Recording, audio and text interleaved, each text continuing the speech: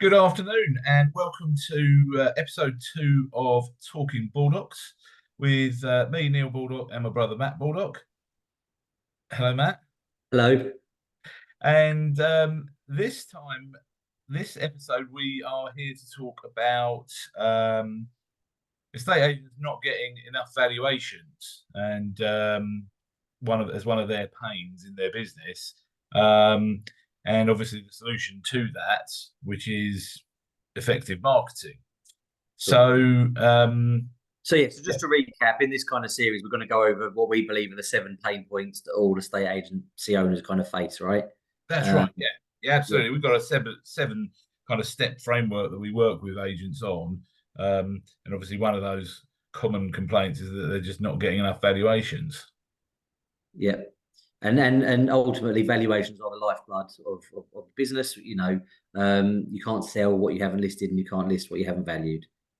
Absolutely, yeah. So, really and truthfully, everything flows downhill for an estate agent from the number of valuations they've got, and therefore everything flows downhill from the number of leads they're generating. Yeah, So, exactly. Uh, the only thing, I suppose, the only caveat is if we're going to really delve into the pain point. So the pain is felt when they're not selling enough, right? that's And actually, there are some agents out there with loads of listings that are not selling enough, um, or some that are doing lots of valuations. So it's about a very simple one is I'm not getting enough valuations. We'll find that's one thing, or I'm doing lots of valuations, but I'm not listing enough. Well, that's kind of a pain point. Or while we're listing loads, we're not selling. So then you've got to look at things like, if you're listing a lot and not selling them, is your stock priced correctly? What is your selling strategy? I don't believe it's good enough to just chuck something on Rightmove and hope somebody phones you. And then also, if people are out doing lots of valuations but not listing a lot, it's twofold. It's A, you've got to look at the person going and your conversion rate, but also, are you going to the right valuations? Are you doing loads of free vals, which estate agents love, and you're just doing PR, PR, PR, but not actually speaking to people that want to sell their houses? yeah, quite right. I think there's, I mean, the thing is, we could talk all day about valuations and what size. So I think if we focus on the people that just aren't getting enough valuations for now, Sure. and focus on how we can help them and what they can do and what they need to do. And I think, yeah, before we came on screen as such, you mentioned the all important word consistency. And what what do you mean by that? I mean, Well, so I think again, just to go back to something else and annoy you slightly by talking about something that you haven't you haven't just asked me. I think we need like a big warning above this that says there is no silver bullet, right? And agents love that. So any agent there thinking, brilliant, I'm going to get told one thing, I'm going to go and list 20 houses tomorrow. It doesn't exist, and you all need to grow up and realize that. And that's about as blunt as I can be with it.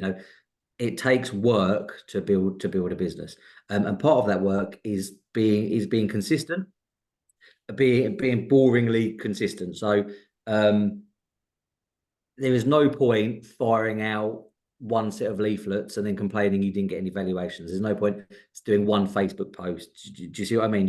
You have to be prepared to put in the hard yards. A bit like, and this is slightly ironic, me saying this in my current shape, but there's no point going to the gym once and expecting a six pack. I exactly. mean, Yeah. There's listen, no you there's let's no overnight success. There's no instant results. no, Uh, no, no. And you do. I mean, listen, mate. If we can correct that, you've dropped over a stone, right? And you haven't done that just by going to the gym once, have you? You've been consistently going, and I imagine you've been going even when you don't want to go and when you can't be asked. well, yeah, that's right, and that's where the hard work comes in. Is when you really don't want to do it, and you still drag your ass down there. But I think sort of going So, back to what you said on there's no silver bullet. That's why in the marketing world they talk about a marketing mix, don't they? And there's not we're not going to tell people one thing today they can do to sort of revolutionise their marketing strategy. But I think it's important to talk about marketing because we've got a lot of people going going self-employed at the moment in the agency world, and I think what you forget when you're employed as an agent is that you're just doing the agency work, but you've actually got a head office doing your marketing for you, and that stuff is going on in the background. Yes, you might be asked to go out and drop a few leaflets yourself, and obviously, and we'll probably come on to this, but there's a lot of telesales work in phoning your database and generating valuations. But there's also a lot of marketing going on from sort of a head office level, which when you start your own business or become self-employed, all of a sudden you have to wear that hat as well. Exactly. But the great thing is now in the world we're living with, the tech that's out there, you can do all of that very cost effectively and very quickly. So yeah, I mean, you're right. There's a few. I suppose. I mean, add anything, but maybe there's three types that we can talk about. So you've got kind of telephone work or good old fashioned estate agency, which we can talk about maybe towards the end. And then in terms of your actual canvassing as such, you've got physical. So be that a something physical you can hold, be it a letter, a leaflet, or a knock on a door, and then you've got digital, social media, or as I think it should just be called media. So there would be the three main points to talk about. Yeah, definitely. Yeah.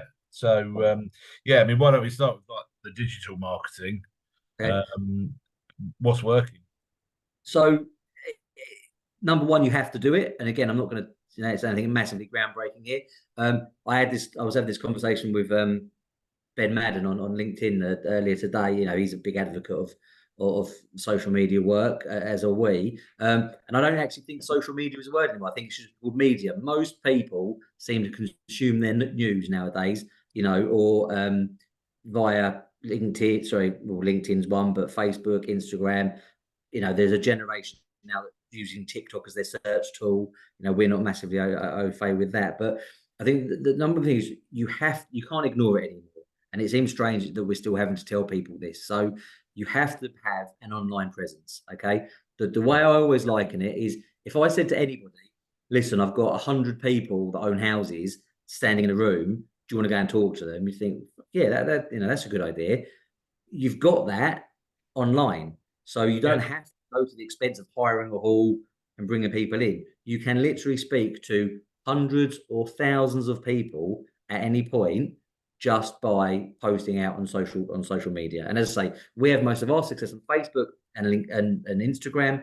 So that's probably what I'll predominantly talk about. I know some agents doing huge numbers on TikTok and stuff, but I think find a lane you're comfortable in and then post consistently. You know, you have to be posting consistently, and it wants to be a nice mix. So there has to be value content in there. So people want to know what's going on in the market, right? So letting them know what's going on in your local market, let them know what's going on in your area, and then also let them know about the properties that you have for sale or for rent.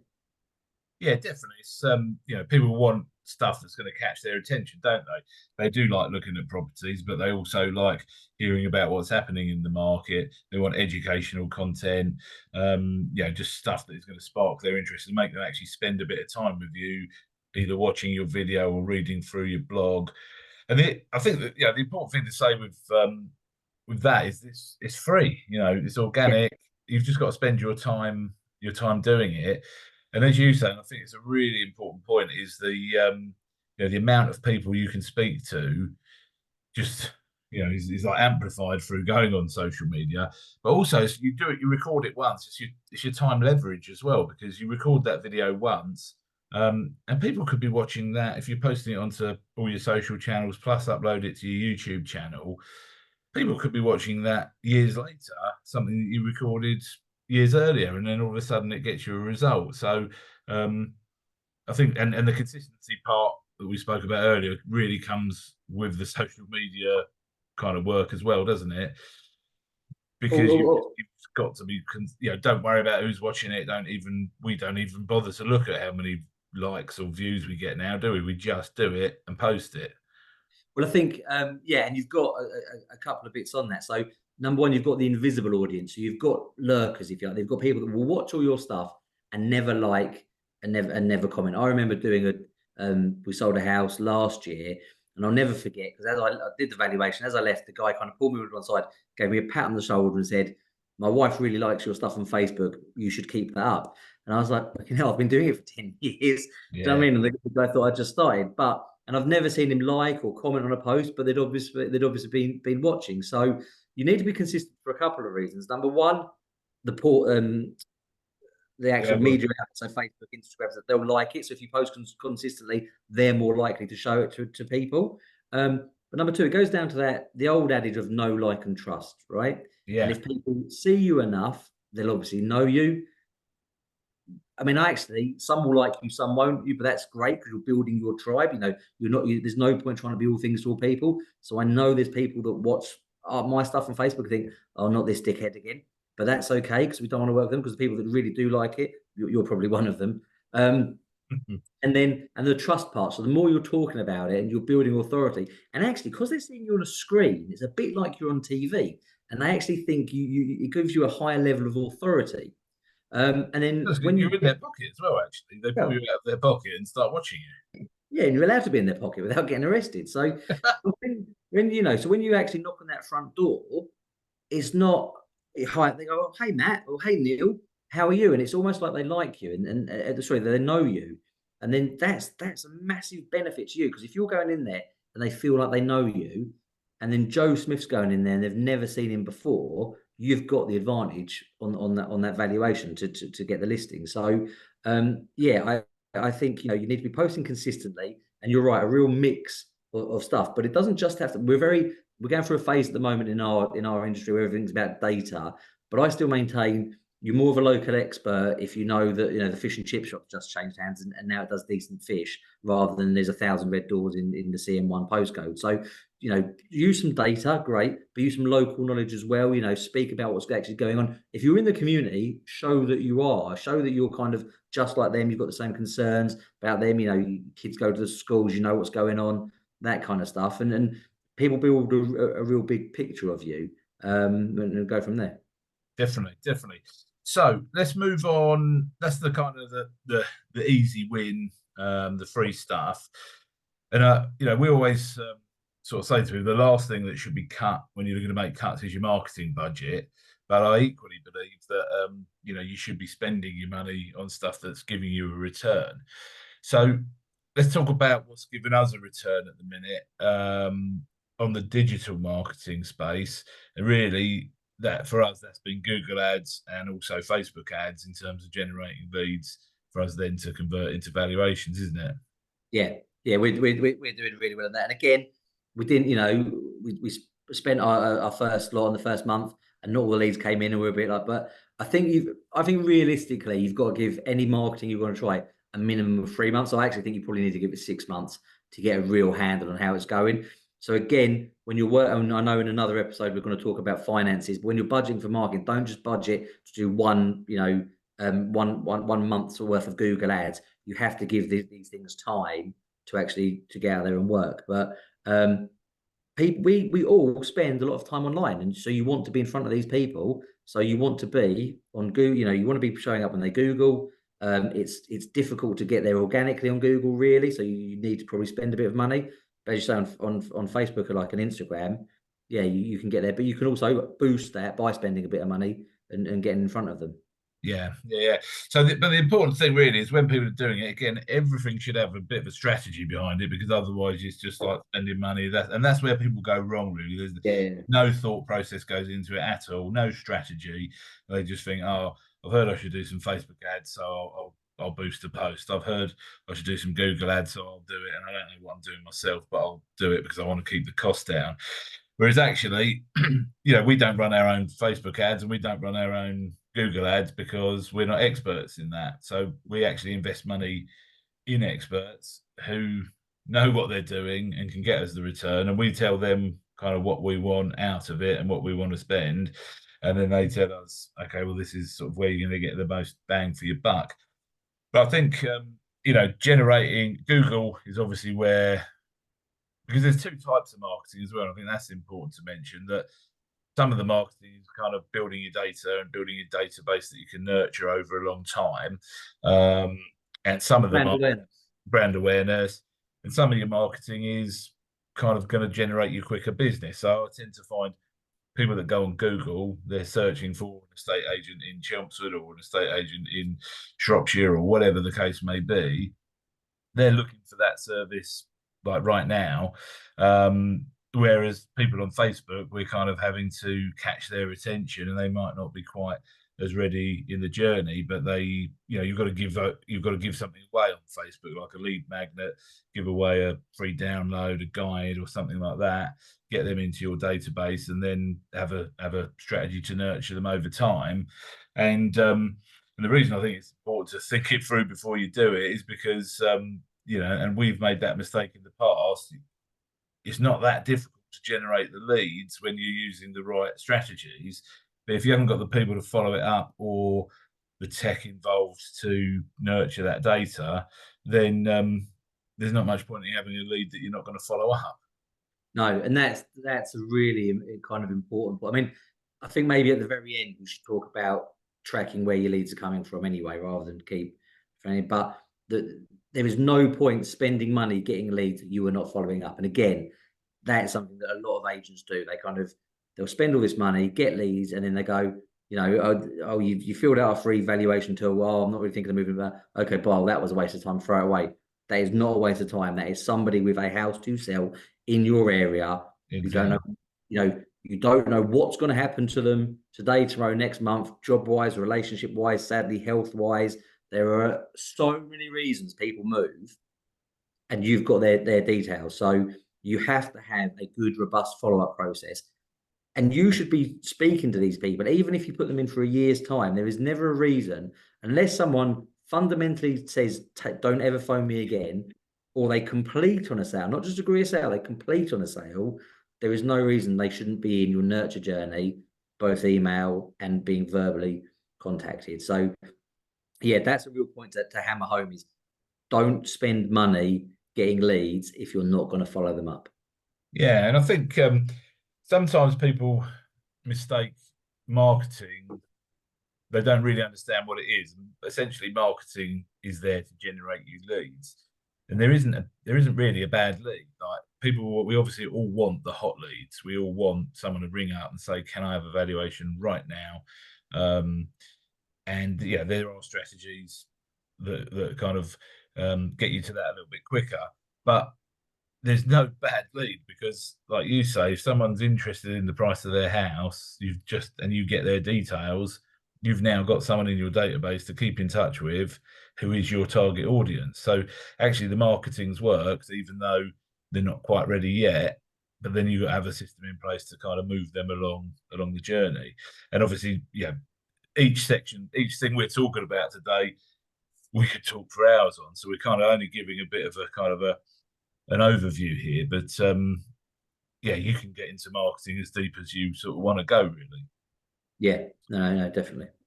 So yeah, we've got the social media marketing, both paid and organic. We've got digital marketing, Google ads, Facebook ads, and then obviously there's the kind of the more old school stuff where we're putting printed material in front of people. So direct mail, actually Yeah. mailing directly into houses. What do you think about that?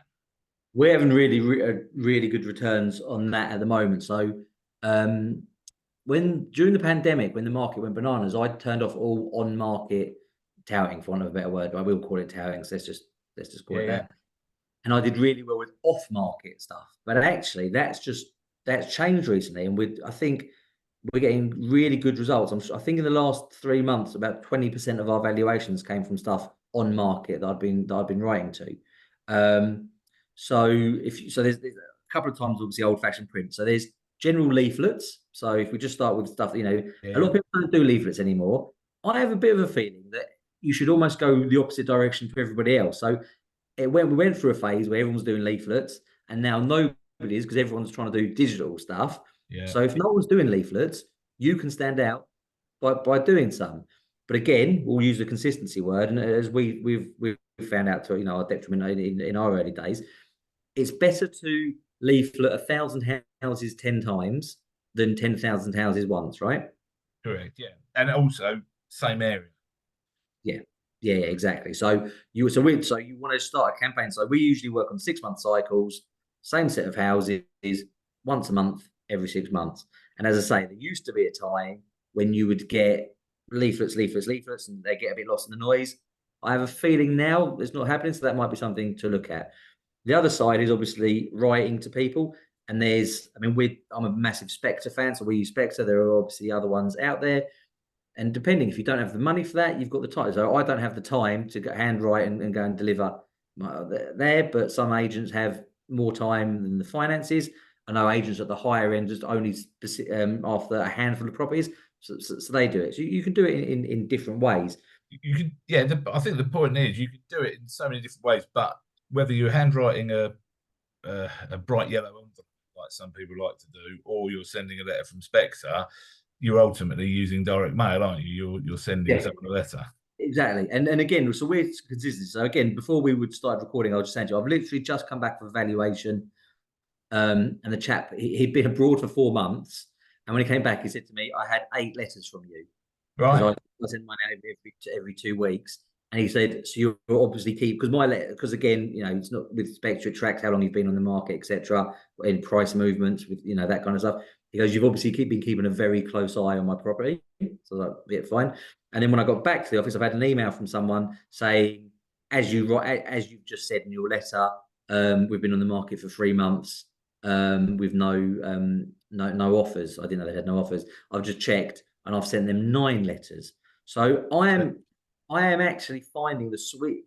It tends to be 6 to 8 really is what they have to get. I remember doing one recently where he had 4 from me, but I am finding number sevens turning up quite a lot in the amount of letters I'm sending to people before they actually kind of call you out. And it's easy again.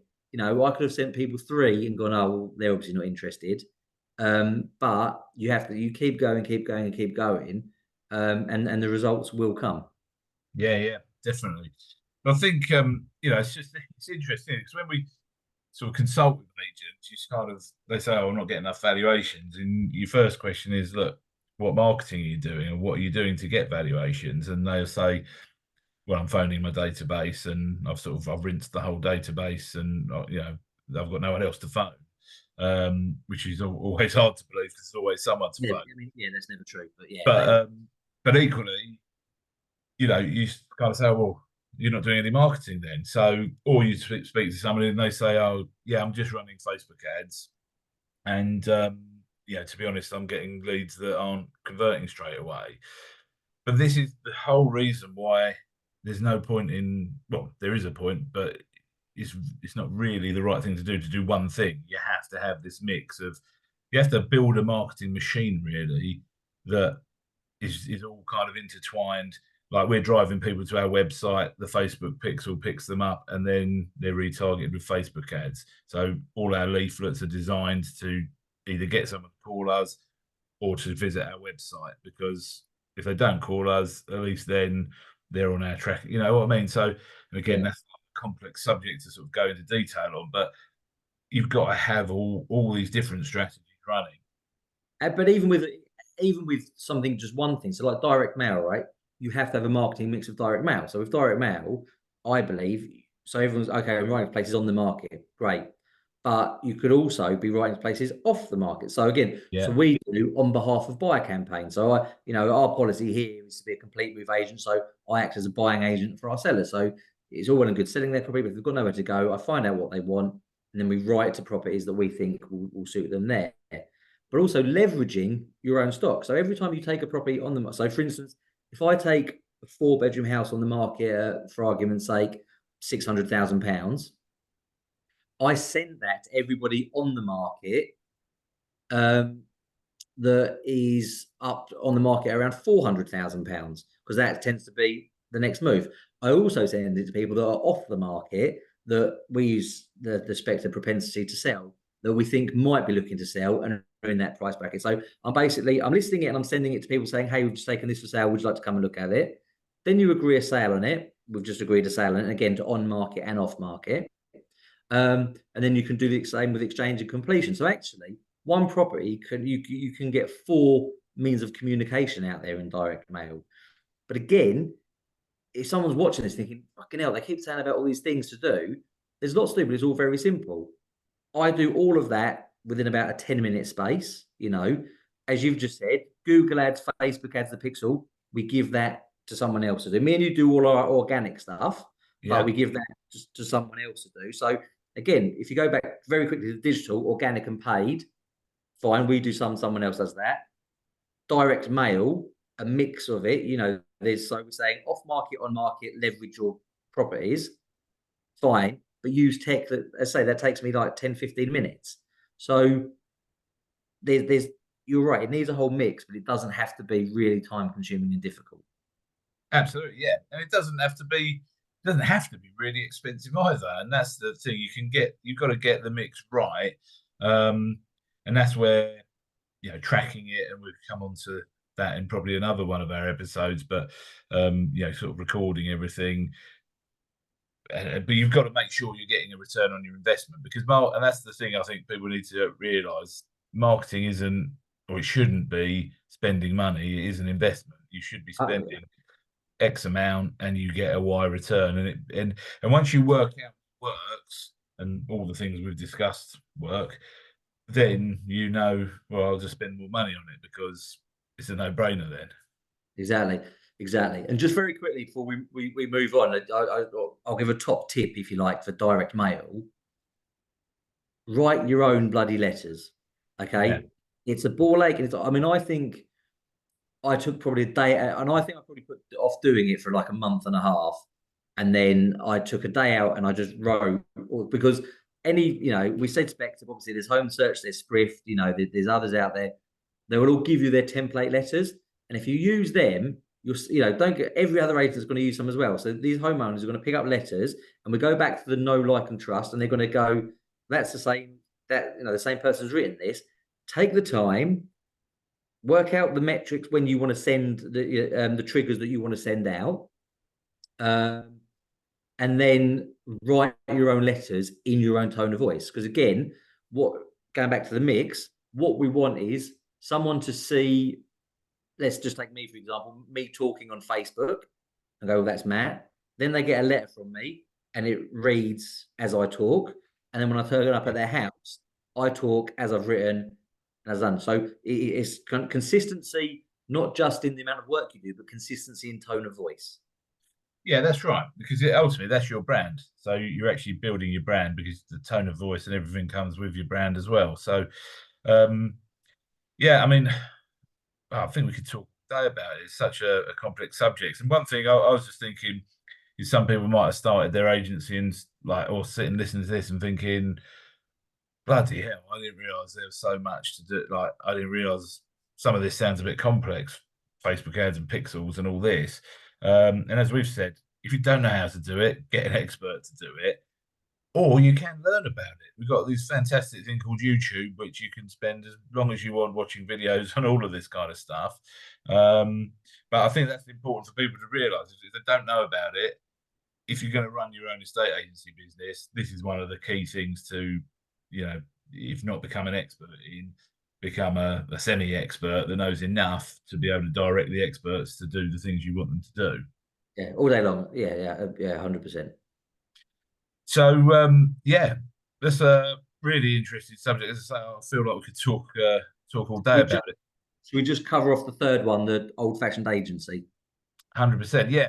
Well, just interestingly on that, because I was just thinking about this. It's that sort of it is marketing, but it's also not, because the old-fashioned agency is almost where you've already got the lead, isn't it? So you've got you've had their lead somehow through whether it's inquiring about a property or a leaflet in the past or a Facebook ad or whatever, and then you've got to kind of nurture them. So we call it, people call it prospecting, don't they? But it sort of sits in the middle a little bit between the sales and the marketing. It does, but it's again, it says because again we've called it old-fashioned agency, but again, I don't think you should do it in the old-fashioned way. So old-fashioned agency was, "Hello, Mrs. Jones. Have you sold your house yet? Would you like a free valuation?" Yeah, Right? yeah, It should really be, "Hey, Dave, just letting you know I've sold a house around the corner from you. This is kind of the activity we've got on it. Are you interested to see how your house would sit at the moment?" Again, it's giving people in information, so we, for instance, we've sold an apartment on the ground floor, and I valued one above it, didn't come to market. As soon as we sold the ground floor, I just wanted them to just not say, "Are you ready to sell yours yet?" Just so, we did get that one away in the end. This is kind of the number we got for it.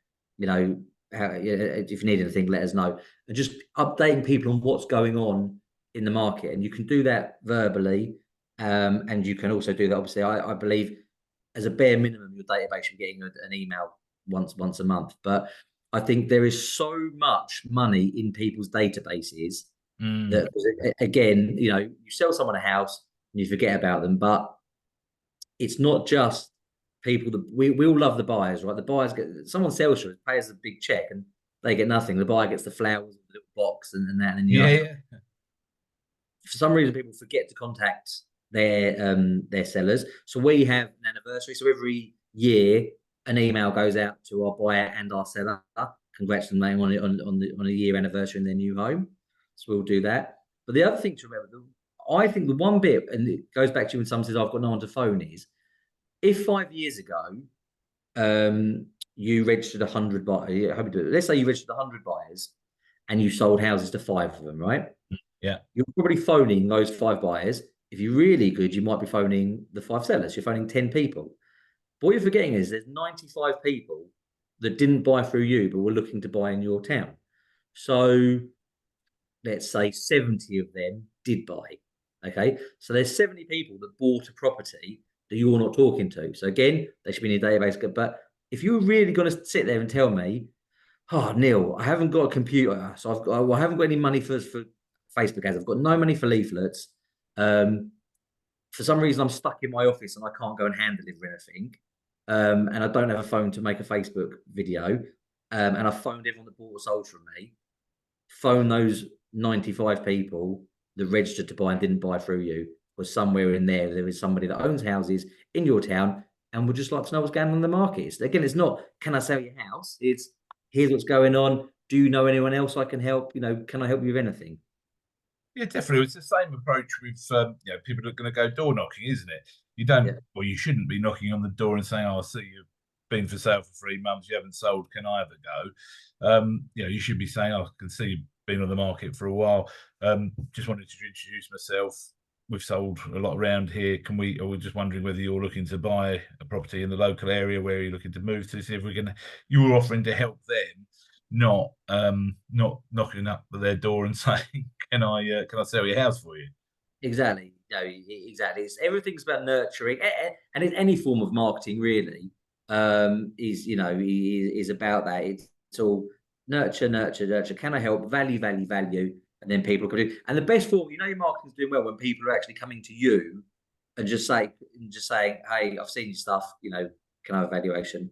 Can you Exactly. come in, or can you come and sell my house?" They're the best ones when you get that. But Well, they're there is, perfect. That's actually called attraction marketing. That's what they call that, and that is what you will do there is put the hard yards in at the start, and years later you'll start reaping those rewards, and then you'll get the buzz from it because you'll then realise, yeah, all this stuff we've been doing for so long is now worth it.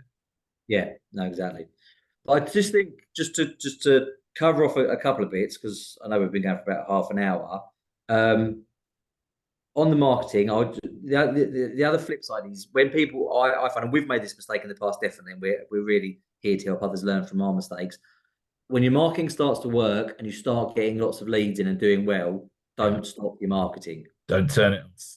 Yeah, Don't stop your marketing. If you're not marketing, you're essentially closing down, right? So just keep marketing and everyone goes, I'm too busy, I'm too busy. Make time for it. If you put an hour in your diary, and if it was a viewing, you wouldn't miss it. So don't miss it if it's your marketing. But yeah, do not stop marketing even when it's going well. Obviously, you should have systems. So again, I mean, we can help people with this, but I know we'll have another episode about systems and processes. But we've spoken quite sporadic. We've kind of segmented it, but it's been a bit sporadic. But it's always very easy. Everyone knows the word funnel. You put everything into a system. You do these things on these days, and these results happen. But the other thing I just really wanted to hammer home is people have to track where the valuations go. So if you're doing oh marketing yes, and yeah. you're getting the valuations coming in, you have to, your team, aside from the address and the time you're meant to be there, I think it's the third most important thing you have to know is why has that person phoned you? Because if you know why they're phoning you, you know what's working, you know where to spend your money. 100%. We sort of we spend a lot of time drumming that into our team, don't we? And it's kind of like second nature for us now that it's one of the first questions you ask is just out of interest who recommended us, or just out of interest where did you find out about us? Because yeah, Just it's a sorry, key just piece stop of you. information. Just stop. Sorry, mate, to talk over you because you're so used to it. You've said that quite quickly, but I think that's a real top tip because again, a lot of people feel awkward saying, what, and you should really never use the word why in many things, but why have you phoned us? Because they think, well, why wouldn't I phone you? So what you said then, oh yeah, who recommended us? Can you let me know who recommended us? Because we like to say thanks.